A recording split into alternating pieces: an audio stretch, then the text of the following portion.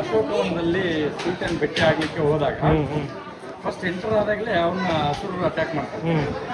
ಆಂಜನೇಯ ತನ್ನ ಶಕ್ತಿನ ತೋರಿಸ್ತಾನೆ, ತನ್ನ ಬಾಲದಲ್ಲೇ ಎತ್ತಾಕಿ ಹಸುರನ್ನ ಅಟ್ಯಾಕ್ ಮಾಡ್ತಾನೆ.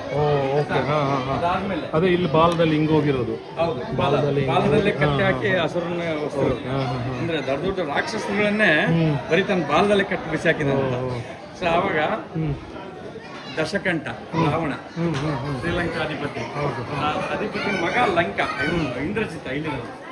ಇಂದ್ರಜಿತ ಆಂಜನೇಯನ ಬಂಧಿಸಿ ರಾವಣನ ಮುಂದೆ ನಿಂದಿಸ್ತಾನೆ. ಕನಿಷ್ಠ ಸೌಜನ್ಯಕ್ಕೆ ರಾವಣ ಅವನಿಗೆ ಕುಟುಂಬಕ್ಕೆ ಸೇರ್ಕೊಡಲ್ಲ. ನೀನ್ ಯಾರು ಏನಂತ ಕುಟುಂಬಕ್ಕೆ ಸೇರ್ಕೊಡಲ್ಲ. ಅವಾಗ ಏನ್ ಮಾಡ್ತಾನೆ, ಬಾಲದಲ್ಲೇ ಪೀಠ ಮಾಡ್ಕೊಂಡು ಆಂಜನೇಯ ಕುತ್ಕೊಂತಾರೆ. ಇದು ಅಧಿಕ ಪ್ರಸಂಗತನ ಇದೆ ಅಂತ ಹೇಳಿ ಆಂಜನೇಯನ ಬಾಲಕ್ಕೆ ಬೆಂಕಿ ಹಚ್ತಾರೆ. ಆಂಜನೇಯನ ಬಾಲಕ್ಕೆ ಬೆಂಕಿ ಹಚ್ಚಿದಾಗ ಆಂಜನೇಯ ಏನ್ ಮಾಡ್ತಾನೆ, ಇಡೀ ಲಂಕಕ್ಕೆ ಬೆಂಕಿ ಹಚ್ಕೊಂಡ್ಬಿಡ್ತಾನೆ. ಇಲ್ಲಿ ಲಂಕೆಗೆ ಬೆಂಕಿ ಹಚ್ಕೊಳ್ತಾನೆ.